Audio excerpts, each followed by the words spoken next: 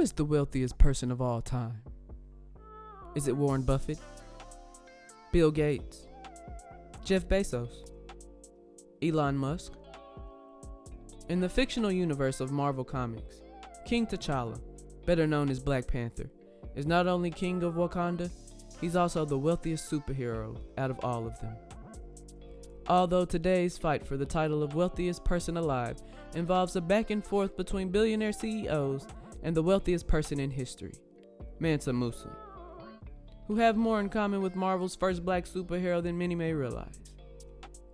Mansa Musa was the ruler of the Kingdom of Mali from 1312 to 1337 CE. During his reign, Mali was one of the richest kingdoms of Africa, and Mansa Musa was among the wealthiest individuals in the world. The ancient kingdom of Mali spread across parts of modern-day Mali, Senegal, the Gambia, Guinea, Niger, Nigeria, Chad, Mauritania, and Burkina Faso. Mansa Musa constructed cities like Timbuktu and Gayo into important cultural centers. He also brought architects from the Middle East and across Africa to design new buildings for his cities. Mansa Musa turned the Kingdom of Mali into an aristocratic center of learning in the Islamic world. Musa conquered 24 cities along with their surrounding territories. During Musa's reign, Mali may have been the largest producer of gold on earth, and Musa has been considered one of the wealthiest historical figures. Mansa Musa came to power in 1312 after the previous king, Abu Bakr II, disappeared at sea. Mansa Abu Bakr II had departed on a large fleet of ships to explore the Atlantic Ocean and never returned.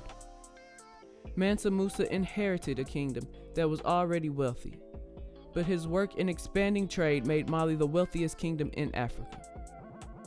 Mansa Musa was either the grandson or the grandnephew of Sundiata, the founder of his dynasty, who came to the throne in 1307. His riches came from mining significant salt and gold deposits in the Mali kingdom.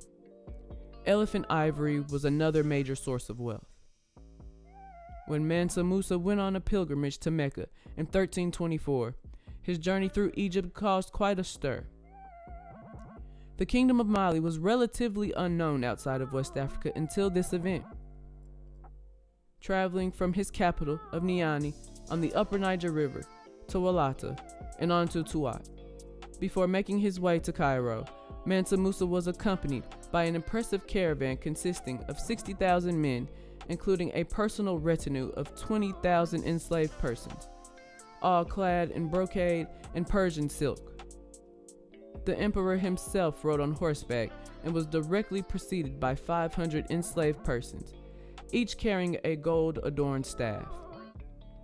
In addition, Mansa Musa had a baggage train of 80 camels, each carrying 300 pounds of gold. While in Cairo, Mansa Musa met with the Sultan of Egypt, and his caravan spent and gave away so much gold that the overall value of gold decreased in Egypt for the next 12 years. Stories of his fabulous wealth even reached Europe. The Catalan Atlas, created in 1375 by Spanish cartographers, shows West Africa dominated by a depiction of Mansa Musa sitting on a throne, holding a nugget of gold in one hand and a golden staff in the other. After the publication of this atlas, Mansa Musa became cemented in the global imagination as a figure of tremendous wealth. After his return from Mecca, Mansa Musa began to re-stimulate the cities in his kingdom. He built mosques and large public buildings in cities like Gayo and most famously, Timbuktu. Timbuktu became a major Islamic university center during the 14th century due to Mansa Musa's developments. Mansa Musa brought architects and scholars from across the Islamic world into his kingdom, and the reputation of the Mali kingdom grew. His expansion and administration.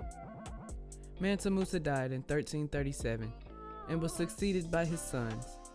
His skillful administration left his empire well off at the time of his death, but eventually the empire fell apart. After his death, Mansa Musa remained ingrained in the imagination of the world as a symbol of fabulous wealth. However, his riches are only one part of his legacy, and he is also remembered for his Islamic faith, promotion of scholarship, and patronage of culture in Mali.